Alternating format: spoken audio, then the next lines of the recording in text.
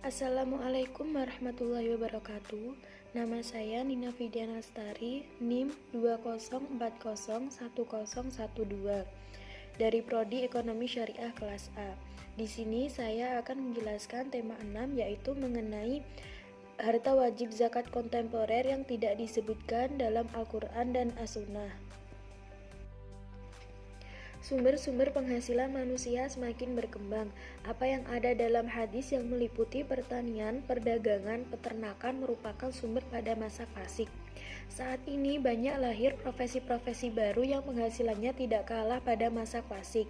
Bukan hanya itu, dalam pertanian saja juga terdapat inovasi-inovasi baru dan pengembangan. Oleh karena itu, dalam menetapkan harta wajib zakat ini, mayoritas ulama kontemporer berpedoman pada keumuman Al-Quran dan syariat zakat.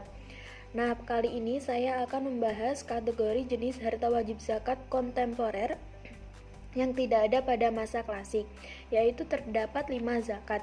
Yang pertama zakat mustagholat, yang kedua zakat profesi, yang ketiga zakat hasil produksi binatang, yang keempat zakat hasil laut, dan yang kelima zakat surat berharga.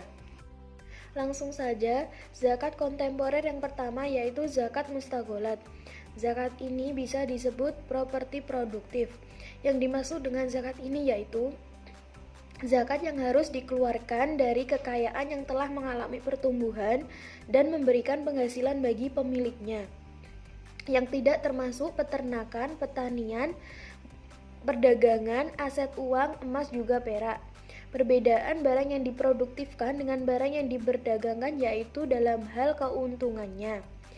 Jika barang yang diperdagangkan, keuntungannya muncul dari perpindahan tangan yang diperjualbelikan. Sedangkan zakat al-mustagholat ini barangnya tidak berpindah tangan, tetapi menghasilkan penghasilan terus-menerus baik disewakan maupun diperdagangkan, maupun dijualbelikan. Contoh keuntungan yang didapat dari penyewaan atau upah yaitu apartemen, rumah kos atau kontrakan, usaha jasa transportasi penumpang, rental mobil, usaha bus pariwisata, dan lain sebagainya. Ketentuan zakat al-mustagholat. Secara umum terdapat 3 pendapat apakah harta al-mustagholat dizakati atas harta tersebut atau dari hasil harta tersebut.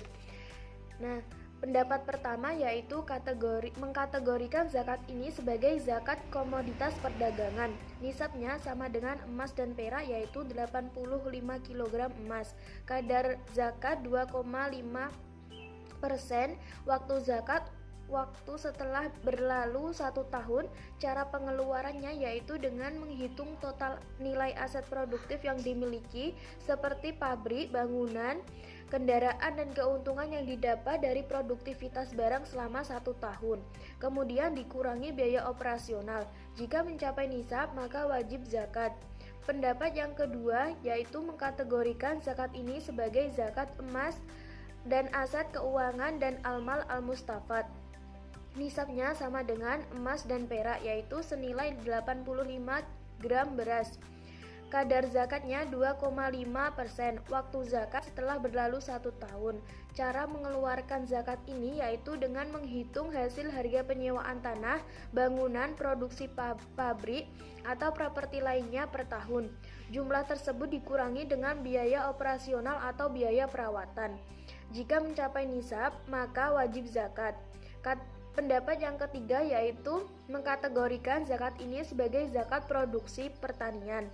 Nisabnya yaitu sama dengan nisab emas dan perak, senilai 85 gram emas. Kadarnya 5% atau 10%. Waktu zakat setelah berlalu 1 tahun. Cara mengeluarkannya yaitu dengan menghitung hasil penyewaan tanah, bangunan, produksi pabrik, atau properti lainnya per tahun. Jumlah tersebut dikurangi biaya operasional atau perawatan. Jika mencapai nisab, wajib zakat sebesar 5% atau 10%. Tergantung sifat aset produktifnya dan biaya yang digunakan untuk produktivitas. Jika biayanya tidak banyak, maka zakatnya 10%. Jika butuh biaya banyak, maka zakatnya 5%. Kategori zakat kontemporer yang kedua yaitu zakat profesi. Dalam zakat profesi, kata profesi ini memiliki istilah berbagai usaha baik melalui kekuatan fisik, akal pikiran atau jasa yang dengan usaha tersebut ia akan mendapatkan gaji atau imbalan atas kerjanya. Jadi kata profesi ini tidak berarti semua pekerjaan, karena jika berarti semua pekerjaan maka akan rancu dengan pekerjaan yaitu bertani, beternak, dan berdagang. Zakat ini merupakan salah satu zakat yang sering dilalaikan. Padahal, harta yang didapat dari profesi ini sangat melimpah yang meliputi pemasukan profesi yang terkait dengan institusi atau pemerintah dan swasta yang berupa gaji, seperti gaji pejabat pemerintah, guru, pegawai perusahaan, dokter, advokat, konsultan bidang ekonomi, perbankan, psikologi, dan masih banyak lainnya yang seringkali lebih besar daripada penghasilan pertanian juga peternak. Terdapat pro dan kontra mengenai zakat profesi ini. Mereka yang kontra menganggap bahwa zakat profesi ini penghasilannya termasuk kategori zakat emas, perak, dan uang. Sedangkan mereka yang pro membantah anggapan ini dan memasukkan pendapatan dari profesi ke dalam zakat uang atau emas sama saja, artinya tidak ada zakat dalam penghasilan tersebut. Karena zakat uang merupakan zakat atas simpanan harta yang disyaratkan melebihi nisab dan haul. Harta yang disimpan itu bisa didapat dari pertanian, perdagangan, peternakan, atau yang lainnya. Jika seorang petani pada saat panen telah membayar zakat pertanian, kemudian sebagian dibelikan emas untuk simpanan atau ditabung, atau seorang pedagang yang setelah membayar zakatnya, sebagian keuntungannya disimpan pada tahun berikutnya, emas atau tabungannya dihitung dan mencapai nisab, maka wajib zakat dan mengeluarkan zakat aset keuangan. Sedangkan jika seorang profesional seperti PNS, guru, dokter, atau lainnya tidak wajib zakat ketika mendapat gaji tetapi membayar zakat atau simpanan hartanya, apakah itu sudah adil? Permasalahan yang berikutnya yaitu menjadikan para ulama kontemporer yang menekan zakat profesi, yaitu tidak mencukupkan dengan zakat aset keuangan dan emas juga perak adalah perilaku konsumtif manusia modern. Realitanya, pada saat ini perilaku konsumtif akan meningkat seiring meningkatnya pendapatan. Makanan, pakaian, rumah, kendaraan, dan lainnya akan selalu mengikuti pendapatan. Ketentuan zakat profesi. Zakat profesi ini memiliki 4 pendapat mengenai ketentuannya. Pendapat yang pertama yaitu mengkategorikan zakat ini sebagai zakat pertanian. Nisabnya 5 wasak atau setara 653 kg beras. Kadar zakat 5%. Waktu zakat yaitu setiap mendapat gaji. Cara pengeluarannya setiap mendapat penghasilan dari profesinya atau gaji bulanan dikurangi biaya kebutuhan pokok, dan hasilnya jika mencapai nisab maka wajib zakat 5%. Pendapat yang kedua yaitu mengkategorikan zakat ini sebagai zakat produksi pertanian. Nisabnya 5 wasak atau setara 653 kg beras. Kadar zakat 2,5% atau 10%. Waktu zakat setiap mendapat gaji. Cara mengeluarkannya yaitu setiap mendapat penghasilan dari profesinya atau gaji bulanan dikurangi biaya pokok. Hasilnya jika mencapai nisab maka dikeluarkan zakat 2,5%. Nah, pendapat yang ketiga yaitu mengkategorikan zakat ini sebagai zakat pertanian. Nisabnya 5 wasak atau setara 653 kg beras. Kadar zakat 5%. Waktu zakat saat mendapat gaji. Cara pengeluarannya yaitu setiap mendapat gaji dan dari penghasilannya atau gaji bruto, jika mencapai nisab maka wajib zakat 5%. Pendapat yang keempat yaitu mengkategorikan zakat ini sebagai zakat emas dan perak. Nisabnya sama dengan emas dan perak, yaitu senilai 85 gram beras, kadarnya 2,5%. Waktu zakat setelah berlalu 1 tahun. Cara mengeluarkannya yaitu dengan menghitung total pendapatan selama 1 tahun, kemudian dikurangi biaya kebutuhan pokok jika tidak ada penghasilan lain yang digunakan untuk memenuhi kebutuhan diri dan keluarganya, dan jika mencapai nisab maka wajib zakat. Kategori zakat kontemporer yang ketiga yaitu zakat hasil produksi binatang. Saat ini banyak sekali binatang yang sengaja diternak oleh manusia, seperti ternak lebah yang diambil madunya, ternak ayam yang diambil telurnya, ternak sapi dan kambing yang diambil susunya. Oleh karena itu, membahas zakat ini sangatlah penting. Terdapat beberapa pendapat mengenai zakat ini. Salah satunya yaitu pendapat Syekh Yusuf Al-Qardawi yang menguatkan pendapat yang mewajibkan zakat hasil produksi madu. Beliau berhujah dengan keumuman ayat yang mewajibkan zakat dari setiap penghasilan yang baik dan dari hasil bumi.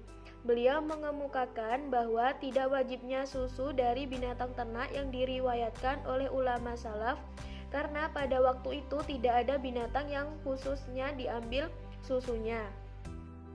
Mengapa demikian? Dahulu semua binatang digembala dan diternak, sedangkan susu merupakan penghasilan sampingan dari ternak tersebut. Karena binatang ternaknya digembala, maka wajib dizakati, dan karena binatangnya sudah dizakati, maka tidak ada kewajiban zakat dari susu tersebut, karena tidak ada kewajiban ganda dalam zakat. Sementara saat ini banyak ternak sapi atau kambing yang memang dikhususkan untuk produksi madu, sehingga ternaknya tidak digembalakan tapi dikandangkan. Akibatnya ternak tersebut tidak menjadi objek zakat binatang ternak karena tidak digembalakan.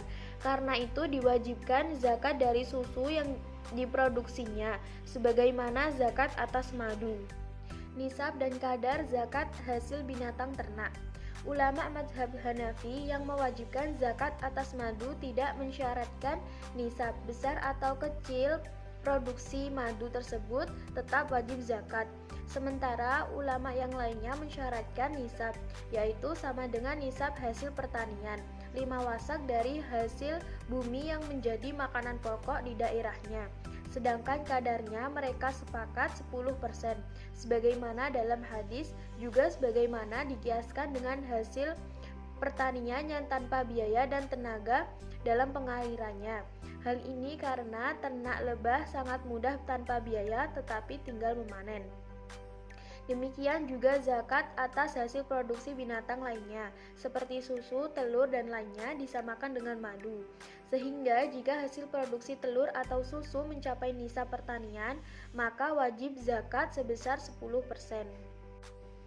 Kategori zakat kontemporer yang keempat yaitu zakat hasil laut. Zakat ini tidak ada landasan tegas sehingga terjadi perbedaan pendapat. Pendapat yang pertama yaitu menurut jumhur ulama bahwa hasil laut baik berupa mutiara, marjan atau manik-manik, zabarjat atau kristal untuk batu permata maupun ikan paus dan lainnya tidak wajib zakat. Sedangkan menurut Imam Ahmad bin Hanbal atau Imam Hanbali berpendapat bahwa hasil laut wajib dikeluarkan zakatnya apabila sampai 1 nisab. Pendapat Imam Hanbal nampaknya sangat sesuai dengan situasi dan kondisi sekarang ini, karena hasil ikan yang telah digarap oleh perusahaan-perusahaan besar dengan peralatan modern menghasilkan uang yang sangat banyak. Nisab ikan senilai 200 dirham atau 672 gram perak. Namun jika dilihat dari surah Al-Baqarah ayat 267 jelas bahwa setiap usaha yang menghasilkan uang dan memenuhi syarat baik nisab maupun haulnya wajib dikeluarkan zakatnya. Adapun waktu mengeluarkan zakatnya sama seperti tanaman, yaitu di saat hasil itu diperoleh. Nisab dan kadar zakat hasil laut. Bagi ulama-ulama yang mewajibkan zakat ini, terdapat 3 pendapat yang menetapkan besar zakat yang dikeluarkan. Pendapat yang pertama yaitu zakatnya 1/5 atau 20% dianalogikan kepada rikas dan barang tambang yang dihasilkan dari perut bumi. Pendapat kedua, zakatnya 1/10 atau 10% dianalogikan kepada zakat pertanian. Pendapat yang ketiga, zakatnya 2,5% dianalogikan kepada zakat perdagangan.